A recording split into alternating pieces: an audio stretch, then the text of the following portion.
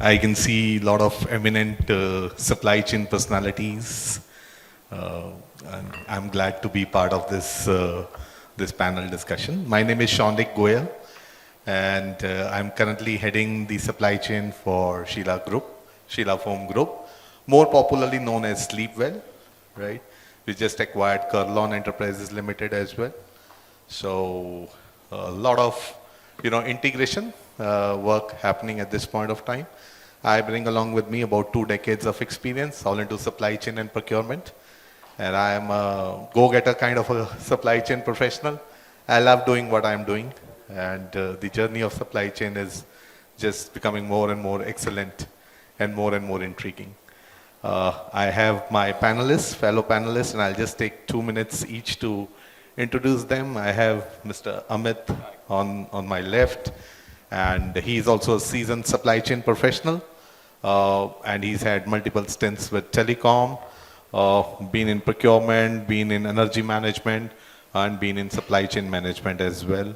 Currently, the Chief Supply Chain Officer for Crest Digitel. He's also been associated with Bharti Hexacom. He's had a tenure with Ericsson, and so on and so forth. Delight to have you as one of the fellow panelists, and we will hear a lot from him about energy management, energy efficiency, responsible sourcing, and responsible supply chain, and the uses of technology for our ESG goals and so on and so forth. On my right is another seasoned professional, Mr. Anil Syal.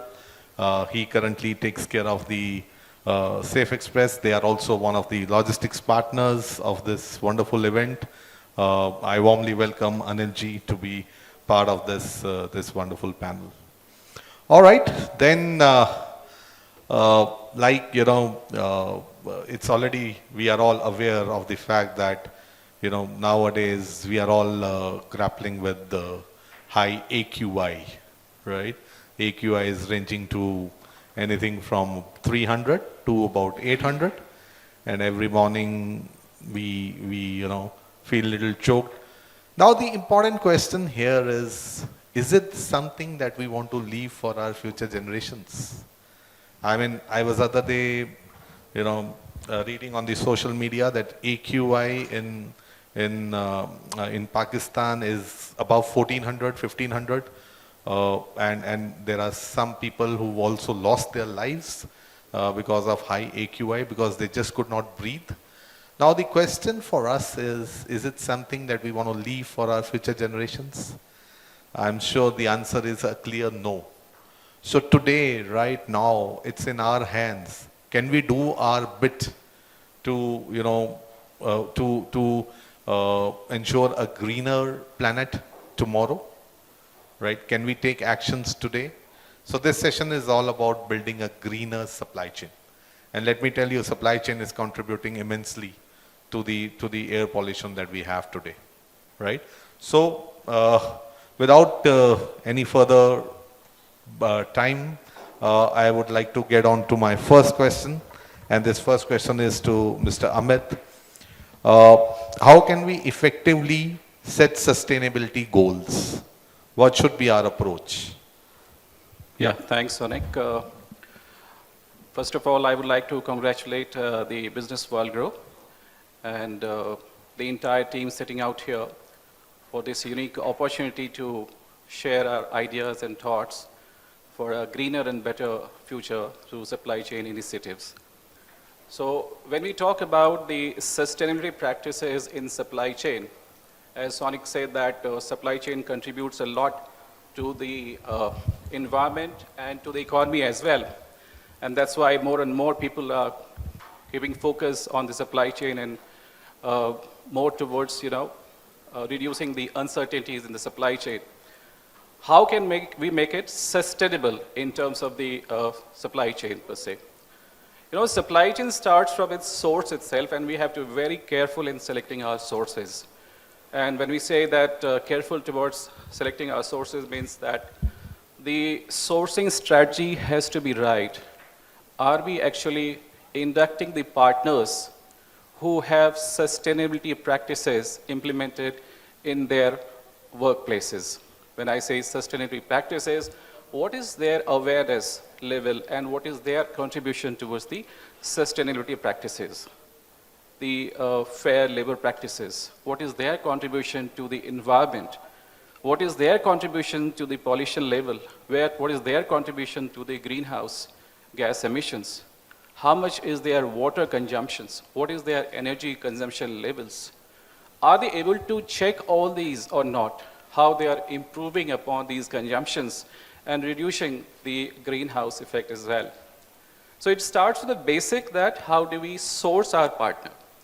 So in our organization, unique, I won't say that this is unique to our organizations, but what we have decided and we are working upon is while inducting a partner, which goes through a proper due diligence and verifications, it's a joint effort between the supply chain and the HSSC team, which visits the partner facility and plants to see their sustainability practices. If they are sustainable, we will be sustainable. Second thing is that are they aligned towards our company's sustainability goal and initiatives or not? If they are not, my inputs may be not adequate, and they are input to our overall strategy.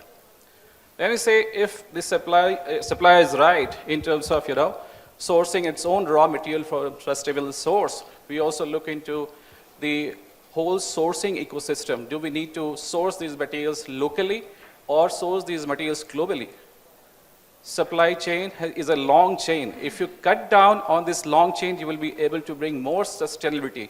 And that's what we have been doing in the entire organizations, in our practices, that, and also because of the recent government initiatives and incentive on Make in India, we have decided to shift a lot of our supply base from overseas to India.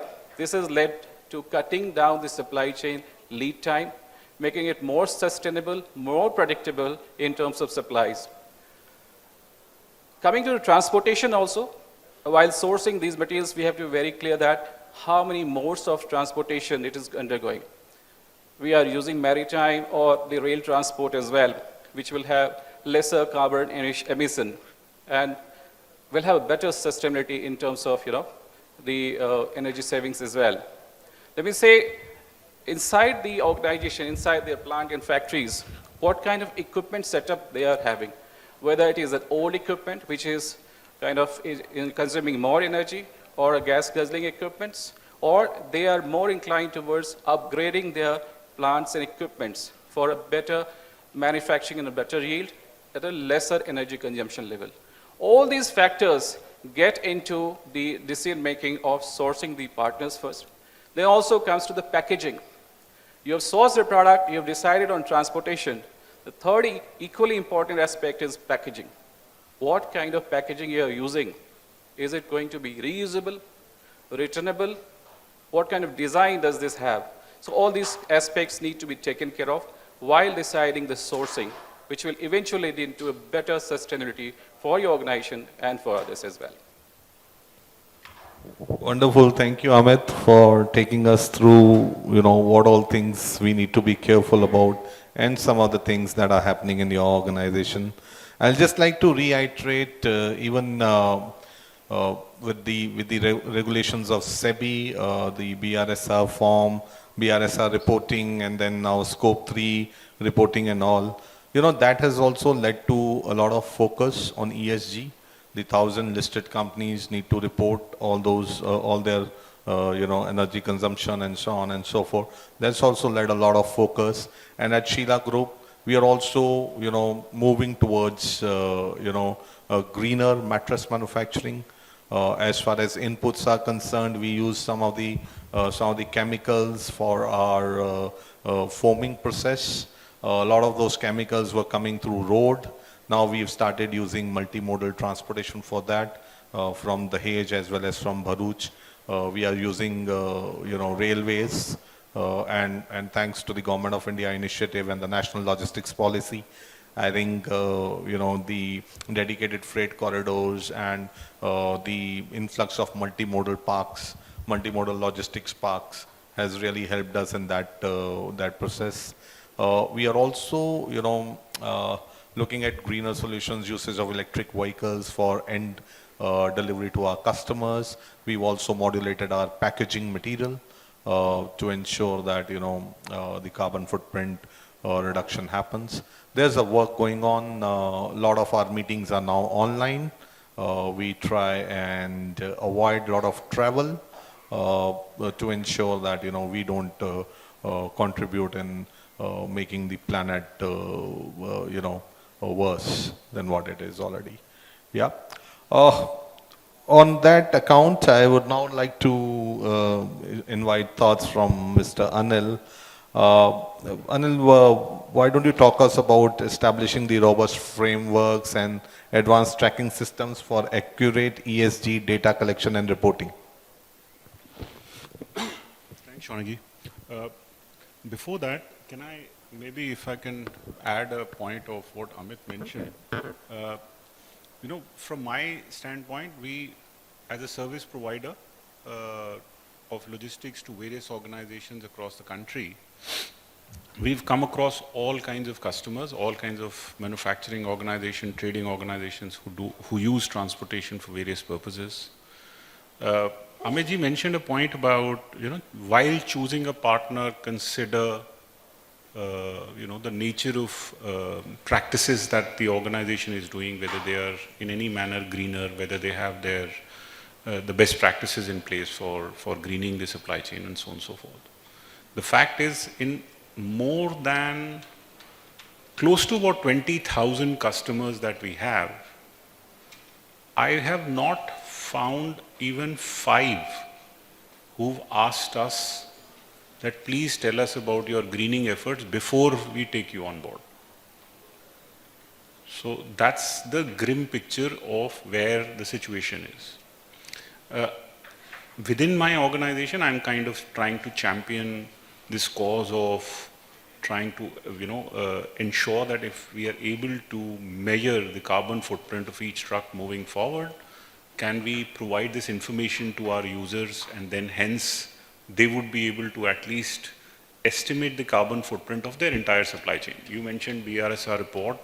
Scope 3 allows voluntary declaration of carbon footprint or emission of each organization. In this case, not even those 5 have asked us, can you please provide us with a carbon footprint, even if they've asked us at the time of tendering or an RFQ, what was the emission, what was the best practices or the standards that we were maintaining for that. So that it's a sad part, and the reason I say this with all embarrassment is that it is the truth from a very realistic standpoint. We are comfortable about talking about these things. All of us virtually have spoken about the Delhi AQIs and all that, but the effect of greening your supply chain is a national affair and an international global affair. It is not just Delhi's AQI. You are of course supposed to take care of the planet and not just Delhi. And hence the responsibilities on our shoulders are slightly more imminent and rather not or pertinent, and not just only for our own sake, for our own personal sake. But of course, every drop in the ocean counts, and every action that you take from anything that you're doing in your day-to-day lives, not only your business operation, it matters. Taking a step back in terms of one discussion that I think might kind of help this discussion, and I would like to invoke everybody who's a logistics user to ask, possibly if not as deep as to what your practices are and stuff, even if subsequently you are able to take from your service providers the actual carbon footprint of the goods that were carried on your behalf for all over India, that's a fantastic first step. Now I'll give you a picture of what I meant. So let's say Sheela Foam was shipping goods through 50 different transporters or different maybe rail mode or air mode service providers. Try and figure out, in case you are able to get a carbon footprint of each transaction that is moving across the country.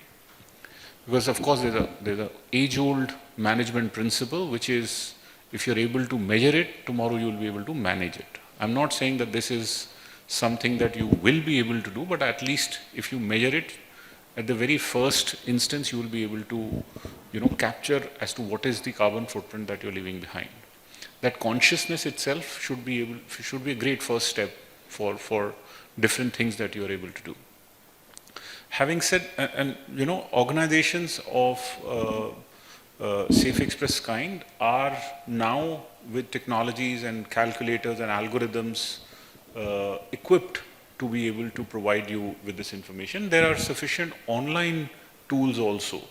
So say for a moment, one of your transporters is unable to give you this carbon footprint report.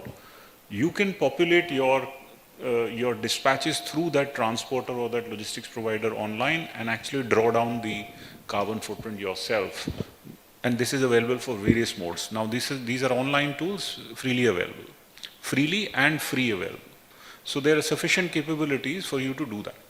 My point is, this is a great first step. The second thing which might make sense is, if you are able to do, as Amit mentioned, if you're able to do, the choice of transporter, the choice of service provider, the choice of logistics partner, based on the practices that they have, it will be a great thing to do. But to be truly honest to you, I don't think that is doable. The reason that is not doable, the moment a service provider like a transporter, let's say for a moment, let us use Safexpress as an example.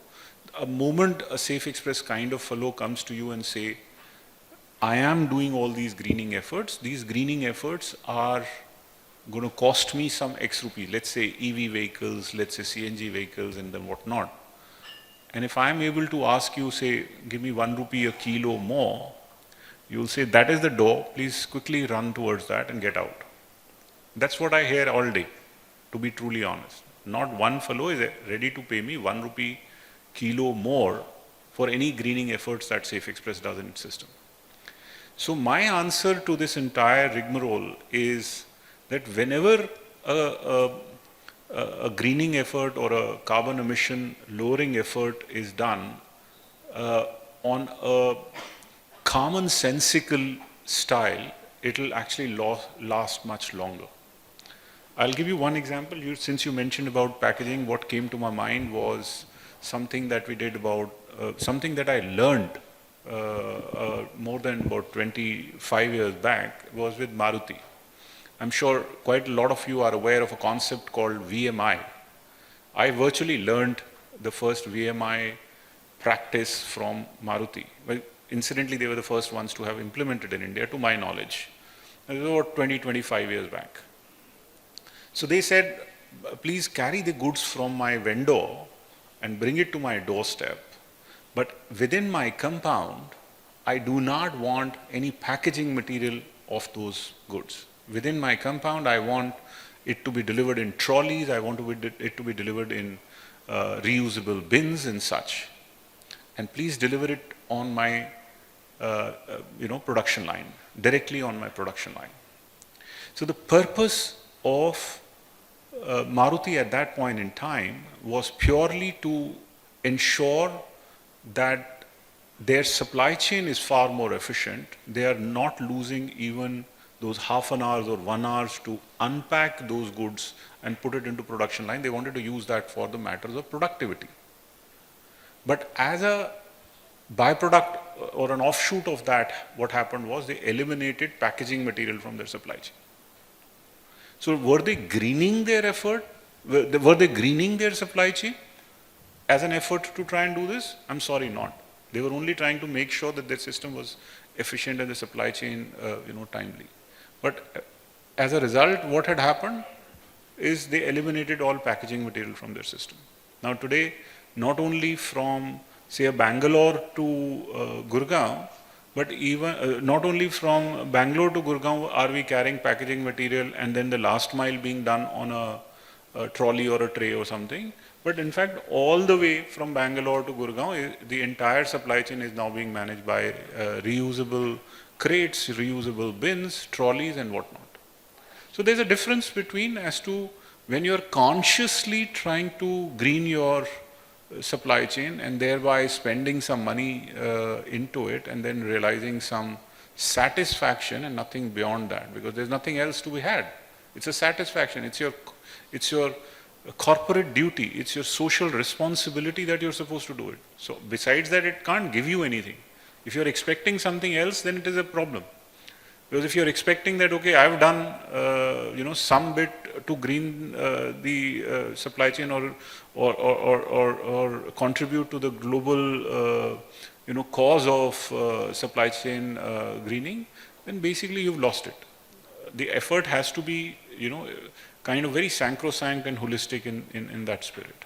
So to my mind, I think the best examples of supply chain greening would come from commonsensical practices and not necessarily planned execution saying, all right, let us go do this. No, I'm not saying that planning is any worse. Of course, you must plan because we are in a very grave situation where, the emissions are way beyond tolerance. But certainly there needs to be an emergency action or planning action saying, okay, how must we do this overall? But most often those efforts would come at cost. And if as an organization you are able to, sustain that cost, there's nothing better than that. Sustainability is the cornerstone of your greening efforts. If you're able to do that, there's nothing like it. I would love that. My last point on this specific issue is that unless and until one considers your supply chain partner as an extension to be able to do and execute this, you actually lost it. You might find organizations saying, manufacturers saying, I put solar panels on my rooftop, my manufacturing process has, started using some better and greening standards and, specific material or raw material, which is great. But as soon as it is at the doorsteps to ship out, you're basically using, say, diesel vehicles or standards which are not conducive to the best effort and best practices that you've actually put in place. So unless your entire supply chain is holistically improving from it or imbibing from it, it's actually a catch-22. You're basically you're back to square one. You're basically squaring off your advantages that you've taken at manufacturing. And one last point there further is, one must not forget, because we are talking about greening supply chain and not manufacturing. If you're greening the supply chain, one must remember that close to 60% plus of supply chain is basically transportation. So while some efforts in some peripheral work would still show some improvement, unless there is some very deep thought action which has gone into the transportation side of the supply chain, your efforts are not really there. I'm not, once again not saying that any action is bad, any action is welcome, but of course the real meat of taking advantage of this will come when you are able to make sure that your transportation part of your supply chain is actually green. So, just to give that in perspective. In fact, I truly appreciate your words, Anilji, that large number of organizations are measuring their performance in terms of carbon emission is the percentage utilization of CNG vehicles as compared to diesel. This has been going on for long, but now with those carbon emission accounting softwares in place, one can, as you also suggested, that you also have a software which can also throw away the data points on the carbon emission and comparative carbon emission in terms of the other modes of fleet use. I think that will be a big help for the industry as well, because something we can measure, you can definitely improve upon it. Very insightful. Wonderful. Thank you, Mr. Anil. Thank you, Amit. While as we have this panel discussion, there is also an international conference happening, the Climate Change Conference, COP29, which is happening in Baku from 11th to 22nd. And there are also the top 3 agendas of that conference is, A, we must phase out the fossil fuels. We must build climate resilient societies. And the third and the most important is invest in financial flows towards climate. And the financial aspect is something that Mr. Anil also touched upon. I think we as supply chain professionals are always running the typical chicken and egg story that if we invest in greener solutions, are we willing to shell out extra cost, because every business today is under pressure with respect to cost. And as a customer, are we willing to pay higher for a lesser carbon footprint? Like nowadays, airlines, if you book a ticket, they will always show you that this journey is leading to so much of carbon footprint, and you can pay some extra amount to reduce that carbon emission. But how many of us generally tend to go for it is $1 million question. I think something needs to change amongst us for the entire nation to change.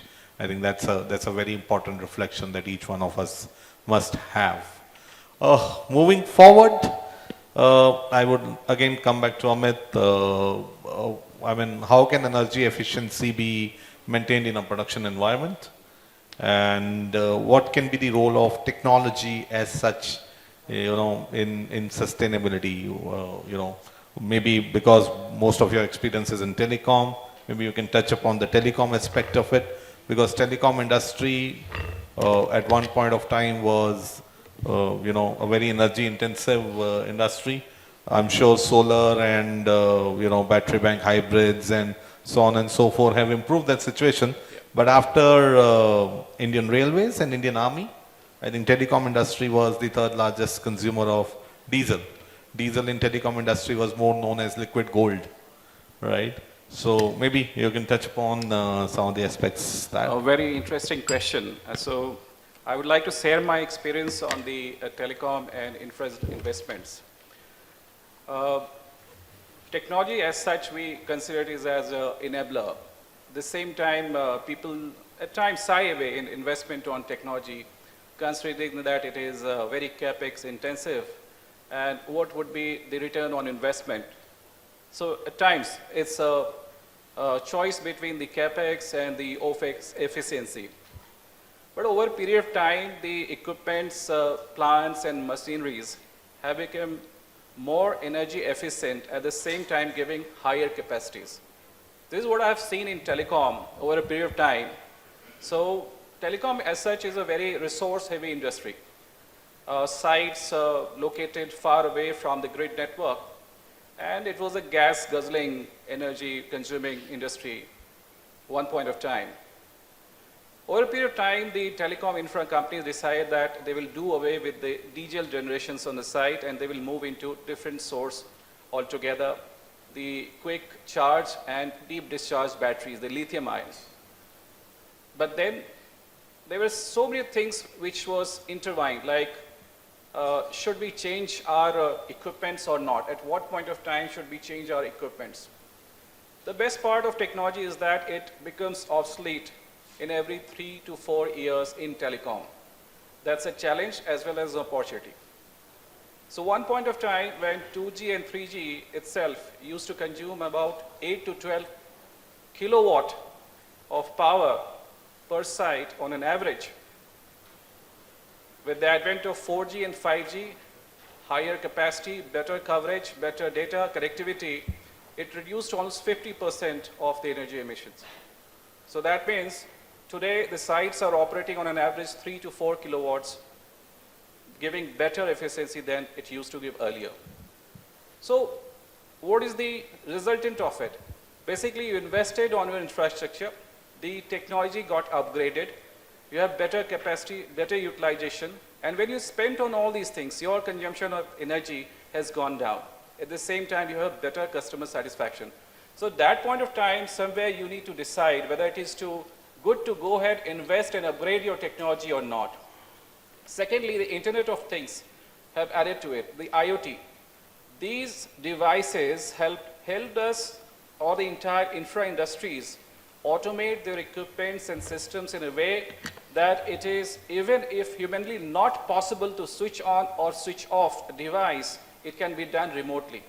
Today, with those lithium-ion batteries, which has a substantial reduction in its pricing over a period of time, we have seen And with those batteries, we can monitor the real-time consumption of energy any point of time through the battery management system, through the network management system. And as I said earlier, what we measure, we can improve upon it. That's how has been the whole journey into the telecom, that wherever we spent it, we found out that the investment was worth investing on the capex because it was giving better results in terms of the deliveries, optimizations, and OPEX as well. Now, talking further about the Internet of Things, so many things like the predictive maintenance, right? Even if you are running a diesel generator in an infrastructure company or any site operations, equipment rundown or wear and tear is higher because of lack of maintenance and consciousness towards that. So with those IoTs, you will automatically set up the maintenance timing for your air conditioners, your equipments installed at site, diesel generators, whichever is a source of power or energy for you. And that will bring a lot of sustainability for your organization in terms of continuity of services, at the same time investment on energies. So it is worth spending on the new technology, it is worth innovating on a new technology, and it is worth adopting the new technology. But at the same time, yes, as Shonik said that why the adoption of technology is so slow. So it's all about the choice. You have a choice to invest for the future, or you have a choice to continue with your existing arrangements. There are certainly entry barriers in technology. If you are willing to overcome those entry barriers, you can definitely be more competitive and more agile and contributing better to the economy and to your organizations in terms of sustainability. Wonderful, wonderful. Thank you, Amit. That was insightful. Uh, how do you see, Mr. Anil, how do you see the ESG journey shaping up in India? And I mean, what all things seem to be working for us, and what are the few of the things that need more focus for us? I'm sorry, that's a very loaded question. I'm sorry, I have no capability of responding on behalf of India because the ESG journey is so broad-based on so many layers and levels, and my view is slightly more myopic. I can possibly talk about supply chain and logistics to that also to a very limited knowledge that I carry. So pardon me if I kind of stay only on the supply chain side. That's perfectly okay. Please. Just the only big thing that I remember, and I'm sure all of you may remember, we are all living through, which I believe is the most honorable thing that I have seen happen in India, which is at par with some global standard, is when you're looking at the vehicles emission standards. We call it the Bharat stage norms globally, or in at least some parts of the West it is called the Euro norms. Our Bharat stage norms were almost equative. I use the word almost with some care. It's almost equative to the Euro standards that are being used by Europe. Considering the level of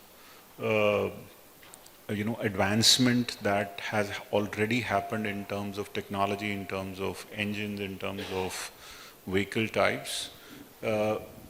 Back in 2000, back in the year 2000, when India started using the Bharat stage norm for vehicle emission as vehicle emission standard, we were at least, if not more, maybe a couple of decades behind Western manufacturing practices or Western automotive manufacturing practices. But yet, Indian government took a very ambitious stand and created Bharat stage norms to meet the best practices of what was happening globally. So that, to my mind, comes as the most, while aspirational, but the most honorable thing to have done by a country of a developing nature that India was, is, and will remain for a few more years. So the lesson that can be learned from that by almost any corporation service users like you or service providers like me is that there's no harm, there's no reason for you not to create an ambitious target and move towards that. You can choose in some manner of, if I can use this term a little more loosely, in some manner of speaking, you are able to choose your speed to be able to reach that target, but you must create a target which is not only ambitious, aspirational, but it kind of gels with the larger effort of India being green, or the globe being green, or your supply chain being green. Having said that, of course, it's not necessary that every time you're trying to green, there's an effort or there's a cost attached to it happening.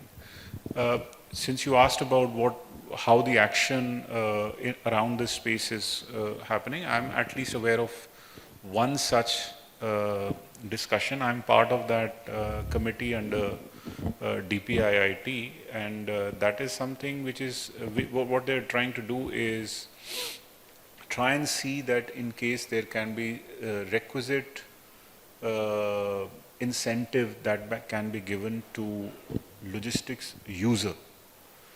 This is an idea which has been floated because all manufacturing organization, now that you are aware, post the GST Act, the One Nation, One Tax Act, each manufacturer or each trader, when they're shipping goods, they're creating e-way bill for every transaction. The e-way bill also has a footprint on that nature of vehicle type. So if you are able to kind of attach the nature of vehicle type to an electric vehicle or a conscious vehicle, there is a possibility that can kind of claw back certain advantage to the user. So the purpose is not, so the reason I am giving you this example is not just because it's appropriate for the advantage only, but if you look at the larger picture as to how these implementations are done, so it's positive reinforcement as against paying it by cost and then working. The positive reinforcement being that you are motivated to now use more. Let's say every time you use an Uber, let's say every one of us, every time we use an Uber or every time we use a Ola, if we were given an incentive saying, all right, your normal diesel cab or normal petrol cab would be say $500 from point A to point B, but in case you use an electric car, it would be say $490. I think that small positive reinforcement could itself be an advantage. But unfortunately, what is happening now is we are saying, okay, the green car that you are going to get is 510 rupees. And that is why, the example just now that you took about the airline booking, every time you go to a Make My Trip and try and buy a ticket, it tells you, all right, a Delhi-Bombay ticket could be 5,750 rupees. And you end up choosing a 5,750 rupees ticket, not because it was 20% less, carbon emission, but because it was 5,750, which was 20 rupees less than the 5,770. Whether that was greener, I don't care. I'm saving my $20. So unfortunately, because there is I use the word unfortunately because it is something that you and I, all of us doing, and everybody is trying to save their $20. And because we need to look bigger, if there was some mechanism which would provide positive reinforcement in trying to give incentive in doing that, there are incentives being given to electric vehicles being manufactured, like the FAME the FAME incentives and such. So those are manufacturing level advantages and purchasing level benefits. But I think if we try and create a user level advantage in some manner, it might actually become a little more faster, quicker. The action that is happening in the ESG world is kind of very nascent at this stage, but it is happening. So the good positive thing is that it is happening, and it is something, it might be slower than you and I like, but it is happening. So the future definitely is positive. It is pertinent, important, there's no question about that. It might be slower, but effectively we are actually steadily going towards that direction. Absolutely, and waiver of registration fee in UP for electric vehicles is a path-breaking step that the UP government has taken. And similarly, I think with the infrastructure coming up, I think the more usage of waterways, the more usage of railways will also help in bringing down the carbon footprint. And you're right that we at some point of time need to give some incentive back to the users who are taking the pain of going in for a greener solution. But I'm sure that is going to happen at some point of time. And as customers, the ultimate benefit of using something greener would definitely percolate. Any last comments, Amit? Anything you want to share before we close down? We are already up with the time. Any last thoughts? Sure. So, I would say that while deciding the sustainability practices, as Anilji also said, that common sense is very important. And unfortunately, common sense is not that common these days. So it's an asset that way. So design aspect is very important while deciding the source and deciding the product. Product life cycle is also very important. That should be reusable, refurbishable, and recyclable. This is something that you should consider while deciding any product and deciding upon any manufacturer or the production facilities. Second is the design element, the overall design element of the product that you are buying or sourcing from somewhere. Because design has to be very, very minimalistic and optimal. This way that you should not be heavily loaded in terms of your buying potentials, or you should not be getting anything undersized or undercut in terms of your overall capacity utilizations. So whatever you buy or source has to be optimum and at the same time upgradable, which futuristic options as well. And the second is do look into the work environment of your suppliers and do look into the overall awareness, social engagement, corporate social responsibilities of the suppliers who you are engaging with, because eventually that also shows the way. And if they are aligned with your organization's mission or not, eventually half the work is done.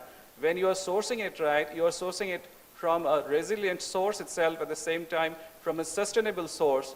Half of the work and the journey towards the sustainability is done, because you have assurance that whatever you're buying is adding value to your organization, and they are equally conscious about their cost, equally conscious about their employee practices, their staff practices, their labor practices, different other corporate governance initiatives as well, the way you are, and they will contribute more to your organization that way. Absolutely, Amit. I remember doing a water conservation project for one of the organizations. And there, we did a full scope study of all our suppliers, how much water are they consuming. Then there was also an energy efficiency drive, wherein we would study the energy aspect, energy consumption of each of our suppliers. So wonderful insights. Thank you, Mr. Anil Syal, and thank you, Mr. Amit, for the wonderful insights. Any questions, any quick questions which the audience wants to put up? We would love to answer those questions. Yeah, there's somebody there. Only one question we can take. Maybe two questions we can take. Yeah.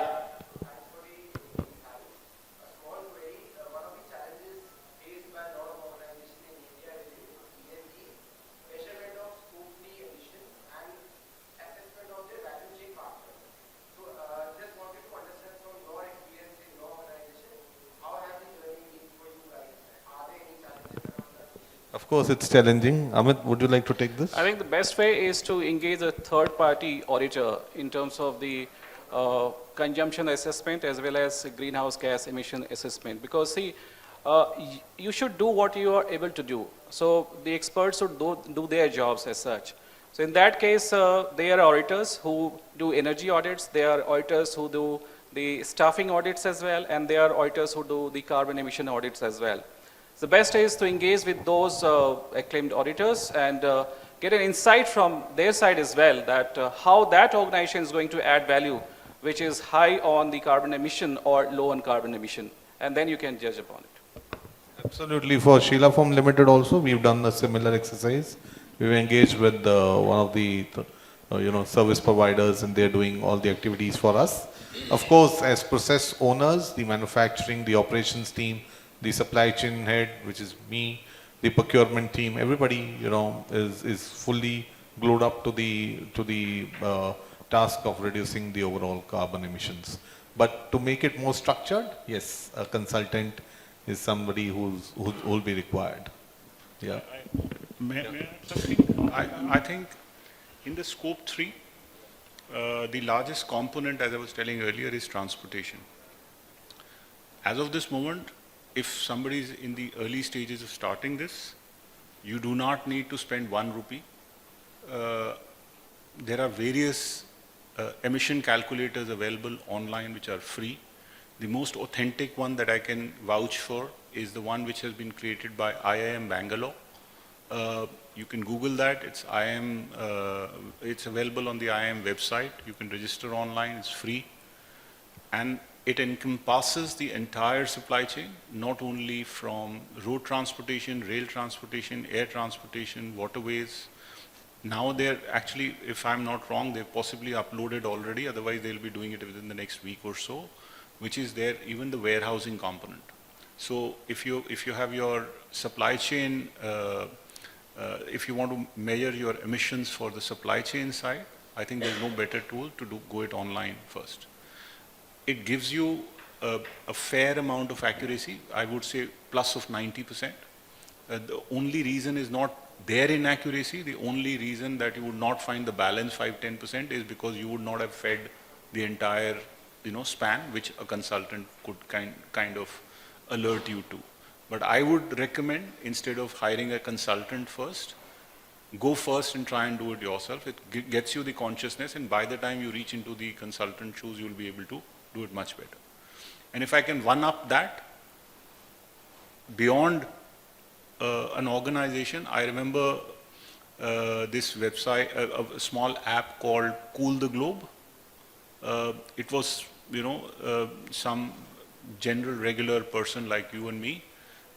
If I remember right, it was basically, I think, a school girl who did it. A school girl who was possibly taught by her teachers or whoever that, this global issue of global warming and whatnot. And she was kind of questioning herself, what can I do with it? And she ended up, she with the help of her father, I believe, or her teacher, I don't recall, but there's a beautiful app called Cool the Globe.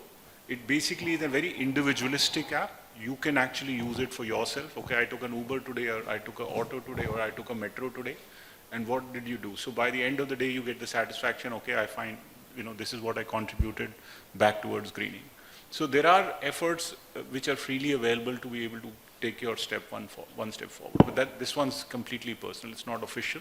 It's not for the corporate. The one for the corporates are, as I mentioned, the calculators like IIM and all. They are algorithm-based, fairly advanced. They have been funded to ensure a fair amount of ground-level research has gone inside it also. Yes, please. One last question. My question is for adopting these practices, and to what extent do you share costs with your suppliers? Okay, so very nice question. In fact, it comes out in your supplier interview itself that to what extent they are inclined towards the sustainability practices, right? There are suppliers and there are sources who may not like to consider any investment on sustainability practices. They would like to continue with the way of working, the old ways of working. At the same time, while you're interviewing your partners, one should be clear that I'm looking forward to the future and not for present only, right? Whether this will align with my organization goal or not, if I have sustainability practices within the organization, then the partners should also align with the organization mission and objectives. Now, how would I measure those KPIs? The way I measure my KPIs, right, internally, the same way partners should also be able to measure their KPIs, right? Their emission levels, the utilization of resources, right? The fatal incidents within the organization, shutdown incidents within the organizations, or the burnout cases, right, which leads to disruption of services, right? How many such incidents happen within the organization? This is very thought-provoking, which will come out during the interview with the partners. When you have those answers, then you decide this is the right partner for me or not. And first and foremost is that whether the partner is able to answer these queries or he is hearing this for the first time. You will have the answer. Yeah, and just the way we measure the supplier on EQSCIR, I mean assurance of quality supply, the innovation, the R&D, and so on and so forth. I think now safety aspect is also very, very important. Environmental and sustainability and governance. This is also now part of it. Maybe when you develop your SOPs of supplier onboarding, you must include all these points. Because initially it was all about assurance of quality supply at an optimal cost and some innovation and some research and development and so on and so forth. But now ESG has come up very, very strongly. So I think that should be included. Yeah. All right. Thank you, everyone. I know lunch is waiting.